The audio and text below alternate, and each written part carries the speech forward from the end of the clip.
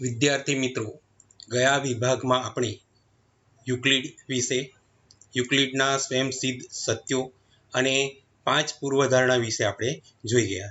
આજે આપણે અહીં સ્વાધ્યાય 5.1 અને યુક્લિડની 5મી જે પૂર્વધારણા જે છે એને વિસ્તૃત સ્વરૂપથી આપણે જોઈશું. સૌ પ્રથમ આપણે પૂર્વધારણા 5.1 જોઈએ. તો અહીં મિત્રો બે બિંદુઓ આપેલા છે, એ અને બી. એમાંથી પસાર થતી આપણે રેખાઓ દોરવા પ્રયત્ન કરીએ તો આ રીતે આપણે એક રેખા દોરી શકીએ છીએ. એક રેખા તો આપણને મળશે જ, પરંતુ એકથી વધારે આપણે રેખા દોરી શકતા નથી. આ તો આપણે એ અને બી બે બિંદુઓ લીધા, એની જગ્યાએ બીજા બે બિંદુઓ લઈને તેમાં પણ આ રીતે પ્રયત્ન કરીએ તો તેમાંથી એક રેખા તો આપણને મળે જ છે. એક કરતાં વધારે રેખા દોરી શકાતી નથી.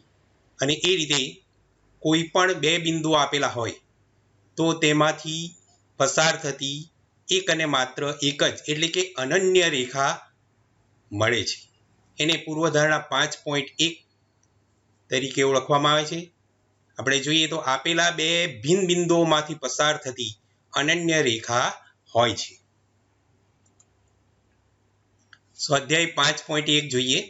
નીચે આપેલા વિધાનોમાંથી કયા વિધાનો સત્ય છે અને કયા વિધાનો અસત્ય છે? તમારા જવાબ માટે કારણો આપો. પહેલું વિધાન છે, એક બિંદુમાંથી પસાર થતી માત્ર એક રેખા દોરી શકાય.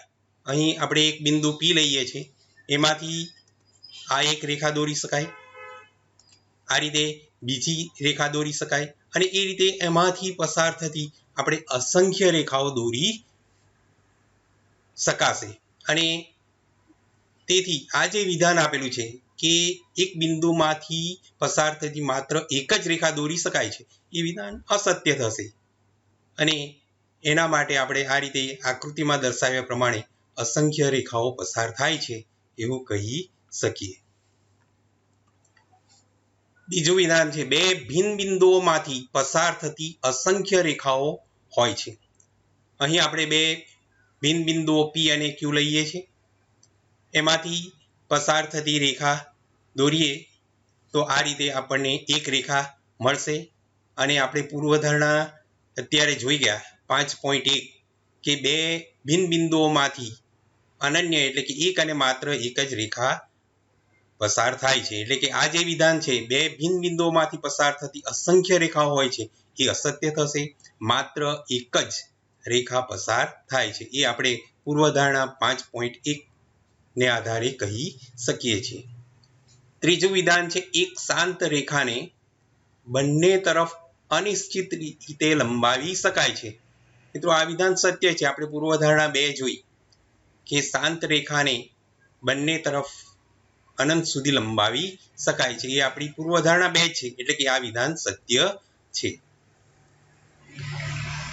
ચોથું વિધાન, જો બે વર્તુળ સમાન છે તો તેમની ત્રિજ્યાઓ સમાન હોય છે. અહીં આપણે બે સમાન વર્તુળો દોરેલ છે અને બંને સમાન છે. હવે બંનેને એકબીજા ઉપર ગોઠવવા પ્રયત્ન કરીએ. જો બંને એકબીજા ઉપર બંધબેસતા ગોઠવાઈ જાય તો એના ક્ષેત્રફળ અને ત્રિજ્યાઓ સમાન જોવા મળશે. જો આ રીતે બંને એકબીજા ઉપર સંપાતી થઈ જાય છે અને પરિણામે આ જે બે વર્તુળો જે છે એની ત્રિજ્યા સમાન છે. એટલે કે જો બે વર્તુળ સમાન છે તો તેમની ત્રિજ્યાઓ પણ સમાન હોય છે, એ વિધાન સત્ય છે. પાંચમું વિધાન, આકૃતિમાં જો AB બરાબર PQ અને PQ બરાબર XY તો AB બરાબર XY થાય. આ વિધાન માટે આપણે યુક્લિડની પ્રથમ પૂર્વધારણા જોઈ ગયા કે એક જ વસ્તુને સમાન હોય એવી બે વસ્તુઓ એકબીજા સાથે પણ સમાન હોય છે. અહીં AB જે રેખાખંડ છે એ PQ ને સમાન છે અને XY રેખાખંડ પણ PQ ને સમાન છે.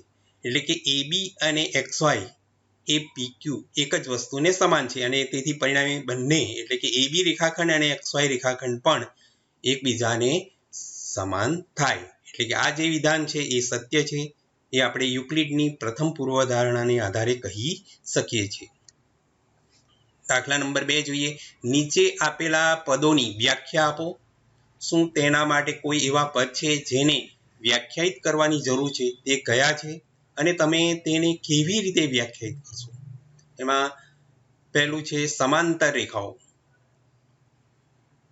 જો આ જે આકૃતિમાં દર્શાવેલ છે એલ રેખા અને એમ રેખા, એ બંનેમાં સામાન્ય હોય એવું એક પણ બિંદુ નથી. એટલે કે જે બિંદુ એલ પર છે તે બિંદુ આપણને એમ પર જોવા મળતું નથી, અને એ જ રીતે જે એમના પ્રત્યેક બિંદુઓ લઈએ તેમાંથી એક પણ બિંદુ આપણને એલ રેખા પર જોવા મળતું નથી. ટૂંકમાં જે આ બે રેખાઓ જે છે એમાં સામાન્ય એક પણ બિંદુ આપણને જોવા મળતું નથી, અને આ બંને રેખાઓ સમતલ એટલે કે એક જ સમતલમાં આવેલી છે. અને આવી જે રેખાઓ એને સમાંતર રેખાઓ કહેવાય છે. એટલે કે જો બે સમતલીય રેખાઓમાં એક પણ સામાન્ય બિંદુ ન હોય તો તે બે રેખાઓ એકબીજીને સમાંતર રેખાઓ કહેવાય છે, અને એને સંકેત એલ બે ઊભી લીટીનો ઉપયોગ કરવામાં આવે છે, એટલે એને એલ સમાંતર એમ તરીકે દર્શાવવામાં આવે છે. બીજી વ્યાખ્યા છે લંબ રેખાઓ. તો અહીં આકૃતિ પરથી આપણે જોઈ શકીએ છીએ કે એલ અને એમ બે રેખાઓ, અને બંને રેખાઓ સમતલીય છે અને એકબીજીને 90 અંશના ખૂણે છેદે છે, અને પરિણામે આ જે અહીં જે ચાર ખૂણા બનશે એ ચારેય ખૂણા 90ના બને છે. એટલે કે આ ખૂણો 90, આ પણ એ રીતે. એટલે કે ટૂંકમાં બે સમતલીય રેખાઓ એકબીજીને 90 અંશના ખૂણે છેદે તો તે બે રેખાઓને પરસ્પર લંબ રેખાઓ કહેવાય છે, અને એને સંકેત આ રીતે એલ, આ લંબનો સંકેત છે એલ લંબ એમ વડે દર્શાવવામાં આવે છે. ત્યારબાદ ત્રીજી વ્યાખ્યા રેખાખંડ. તો બે અંત્ય બિંદુઓ ધરાવતી, અહીં આ જે રેખા જે છે એમાં બે એના અંત્ય બિંદુઓ બે જોવા મળશે, એ અને બી. આવી જે રેખા છે એને રેખાખંડ તરીકે ઓળખવામાં આવે છે. એટલે કે બે અંત્ય બિંદુ ધરાવતી રેખાને રેખાખંડ કહેવાય છે, અને એના માટે સંકેત આપણે શબ્દમાં લખીશું રેખાખંડ AB. વર્તુળની ત્રિજ્યા. જો અહીં મિત્રો એક વર્તુળ દર્શાવેલ છે, એનું કેન્દ્ર O છે અને એ બિંદુ એ વર્તુળ પરનું બિંદુ છે. તો અહીં આ જે આપણને રેખાખંડ મળે છે OA રેખાખંડ, એની વિશેષતા જોઈએ તો એનું એક અંત્ય બિંદુ વર્તુળનું કેન્દ્ર છે અને બીજું અંત્ય બિંદુ વર્તુળનું બિંદુ છે. આવો જે રેખાખંડ એને વર્તુળની ત્રિજ્યા કહેવાય છે. વ્યાખ્યા જોઈએ તો જેનું એક અંત્ય બિંદુ વર્તુળનું કેન્દ્ર અને બીજું અંત્ય બિંદુ વર્તુળ પરનું બિંદુ હોય એવા રેખાખંડને વર્તુળની ત્રિજ્યા કહેવાય છે. અહીં OA જે છે એ વર્તુળની ત્રિજ્યા થશે. અહીં આપણે અસંખ્ય વર્તુળની ત્રિજ્યાઓ દોરી શકીએ. એમાં એક બિંદુ વર્તુળનું કેન્દ્ર લેવાનું છે અને બીજું અહીં વર્તુળ પરનું કોઈ પણ બિંદુ આપણે લઈએ તો એને જોડતો જે રેખાખંડ હશે એ વર્તુળની ત્રિજ્યા કહેવાય છે. ત્યારબાદ ચોરસ જોઈએ. તો ચોરસ એ એક ચતુષ્કોણ છે. એમાં એની બધી બાજુઓ સમાન હોય. એટલે કે ચતુષ્કોણ જે છે ABCD, એમાં ચાર બાજુઓ AB, BC, CD અને DA એ ચારે બાજુઓ સમાન હશે, અને અહીં જે ખૂણો A, ખૂણો B, ખૂણો C અને ખૂણો D એ બધા જ ખૂણા કાટખૂણા બને છે. આવો જે ચતુષ્કોણ એને ચોરસ કહેવાય છે. જે ચતુષ્કોણની બધી બાજુઓ સમાન હોય અને બધા ખૂણા કાટખૂણા હોય તેને ચોરસ કહેવાય છે. દાખલા નંબર 3 જોઈશું. નીચે આપેલ બે પૂર્વધારણાઓનો વિચાર કરો. પહેલી પૂર્વધારણા, જો બે ભિન્ન બિંદુ A અને B આપ્યા હોય તો તેમની વચ્ચે હોય તેવું એક બિંદુ C મળે. બીજું, એક રેખા પર ન આવેલા હોય તેવા ઓછામાં ઓછા 3 બિંદુઓ મળે. શું આ પૂર્વધારણાઓમાં કોઈ અવ્યાખ્યાયિત પદ છે?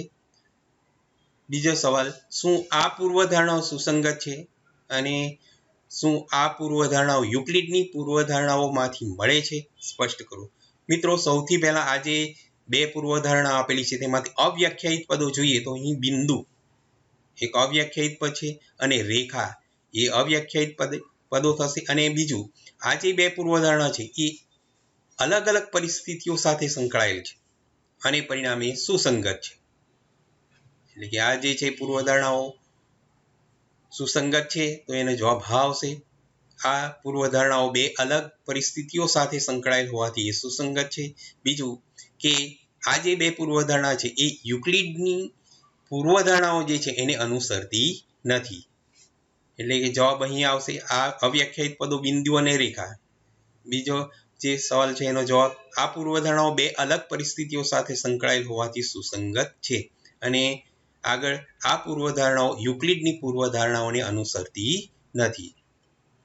દાખલા નંબર 4, જો આકૃતિમાં AC બરાબર BC થાય તેવું બિંદુ A અને B ની વચ્ચે હોય, એટલે કે આ શરતનું પાલન થાય. A થી C નું અંતર અને B થી C નું અંતર સમાન થાય તેવું A અને B ની વચ્ચે એક બિંદુ C છે. તો સાબિત કરો કે AC, આ AC જે છે એનું માપ AB કરતાં અડધું થાય. અને એને આ રીતે આપણે આકૃતિથી પણ સ્પષ્ટ કરી શકીએ. અહીં AB રેખાખંડ લઈએ છીએ, એના મધ્યમાં બિંદુ C લઈએ છીએ અને AC બરાબર BC થાય તે જે શરત છે એને બિંદુ આ C અનુસરે છે. અને આપણે સાબિત કરવાનું છે કે AC બરાબર 1/2 AB થાય. અહીં AC બરાબર BC આપેલ છે, એટલે કે AC બરાબર BC. હવે આ જે પરિણામ છે એને આપણે બંને બાજુએ AC ઉમેરીએ તો ડાબી બાજુ AC વત્તા AC થશે અને જમણી બાજુ AC વત્તા BC. અને બંને બાજુ સમાન વસ્તુ ઉમેરીએ તો એ જે પરિણામ છે એમાં ફેરફાર થતો નથી. એટલે કે AC વત્તા AC બરાબર AC વત્તા BC થશે. હવે એમાંથી ડાબી બાજુએ 2AC બરાબર અહીં AC, A થી C ની લંબાઈ અને B થી C ની લંબાઈ એ AB બરાબર થાય છે. એટલે કે જમણી બાજુ AC વત્તા BC ની જગ્યાએ આપણે AB લખી શકીશું. અને ત્યારબાદ આ જે બે જે છે એને જમણી બાજુએ લઈ જઈએ તો તે ભાગાકારમાં જશે, એટલે કે AC બરાબર 1/2 AB આપણને મળે છે. હવે જે પ્રશ્ન 4માં આપણે જોયું તેમાં બિંદુ C એ રેખાખંડ AB નું એક મધ્યબિંદુ કહેવાય. મધ્યબિંદુની વ્યાખ્યા આપણે જોઈએ તો આપેલ રેખાખંડના અંત્યબિંદુ, અહીં A અને B એ અંત્યબિંદુ કહેવાશે.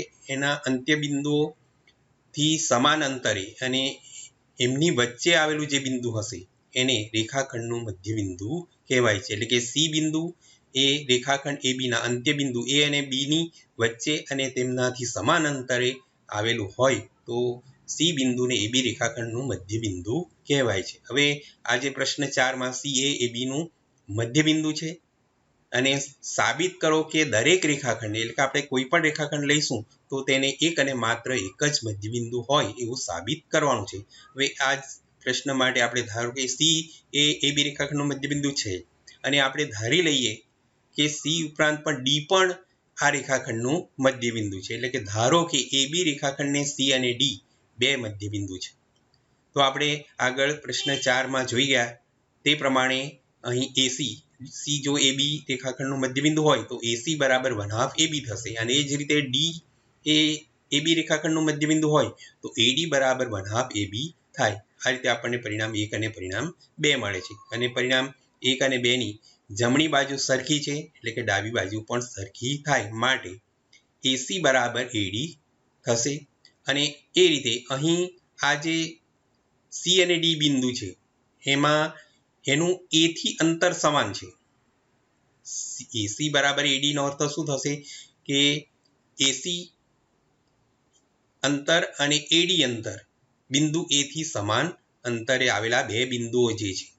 આવું ત્યારે જ શક્ય બને કે જ્યારે બંને બિંદુઓ સમાન થાય. એટલે કે AC બરાબર જો AD હોય અને બંને એક જ રેખાખંડ પર આવેલા હોય તો C બરાબર D થશે, એટલે કે બંને સમાન બિંદુઓ થશે. અને પરિણામે આપણે C એ રેખાખંડનું મધ્યબિંદુ છે જ અને C અને D બંને બિંદુઓ સમાન છે, એટલે કે આપેલ રેખાખંડને એક બિંદુ તો મળે છે, એક મધ્યબિંદુ મળે છે અને તે એટલે કે અનન્ય આપણને મધ્યબિંદુ મળતું હોય છે. એટલે કે આમ રેખાખંડને એક અને માત્ર એક જ મધ્યબિંદુ હોય છે. દાખલા નંબર 6 જોઈશું. આકૃતિમાં જો AC બરાબર BD, A થી C નું અંતર બરાબર B થી D નું અંતર હોય તો સાબિત કરો કે AB બરાબર CD, એટલે કે A થી સી નું અંતર અને બી થી ડી નું અંતર સમાન હોય તો આપણે સાબિત કરવાનું છે કે એબી બરાબર સીડી. તો અહીં આપણને એસી બરાબર બીડી આપેલ છે. હવે આકૃતિ ઉપરથી આપણે એસી બરાબર એબી વત્તા બીસી લખી શકીએ, એટલે કે એસી બરાબર એબી વત્તા બીસી, અને એ જ પ્રમાણે બીડી બરાબર બીસી વત્તા સીડી લખાય, એટલે કે બીડી બરાબર બીસી વત્તા સીડી. અને એસી અને બીડીની કિંમત આ એસી બરાબર બીડીમાં આપણે મૂકીએ તો અહીં એસીની જગ્યાએ ડાબી બાજુએ એબી વત્તા બીસી લખાશે અને બીડીની જગ્યાએ બીસી વત્તા સીડી, એટલે કે આપણને આ પરિણામ મળશે એબી વત્તા બીસી બરાબર બીસી વત્તા સીડી પરિણામ મળશે.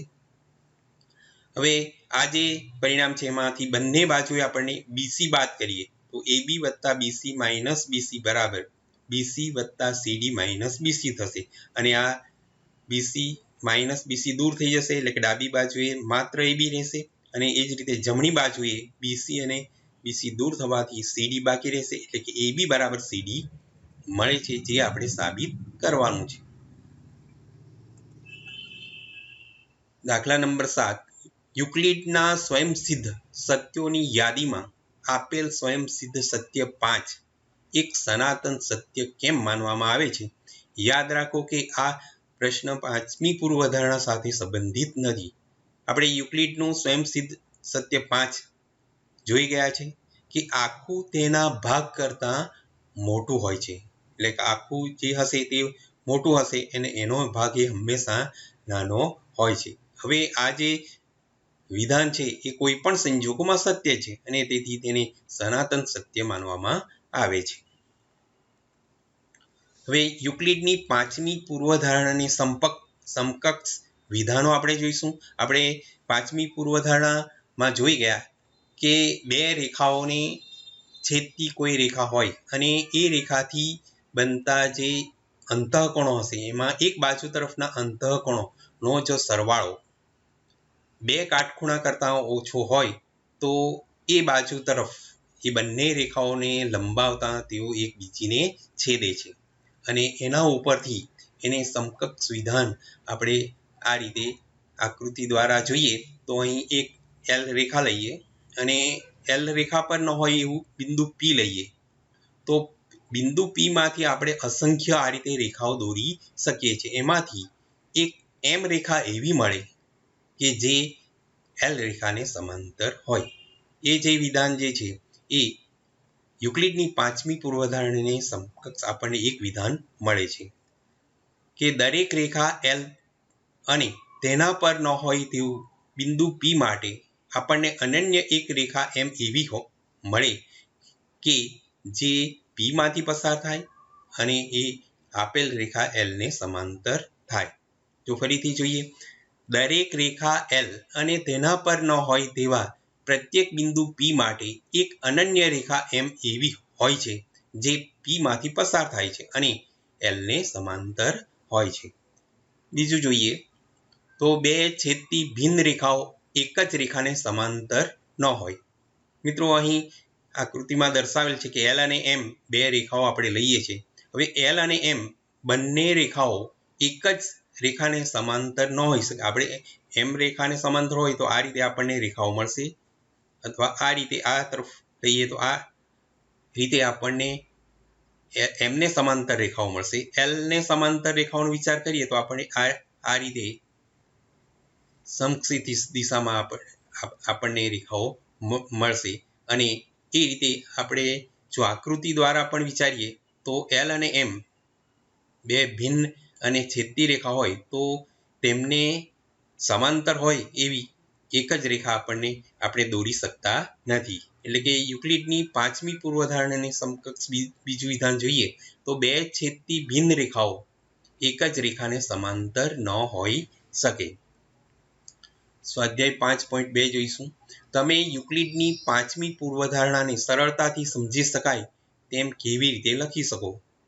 તો અહીં આપણે આ રીતે એલ અને એમ બે રેખાઓ લઈએ છીએ અને ટી તેમની છેદિકા લઈએ છીએ. તો અહીં જે ખૂણો 1 અને ખૂણો 2 જે દર્શાવેલ છે એ અંતઃકોણો કહેવાશે, અને બીજી તરફ આ જે બે ખૂણાઓ બનશે તે પણ અંતઃકોણો થશે. અહીં 1 અને 2 જે છે એનો માપનો જો સરવાળો કરીએ તો તે 180 કરતાં ઓછો જોવા મળે છે.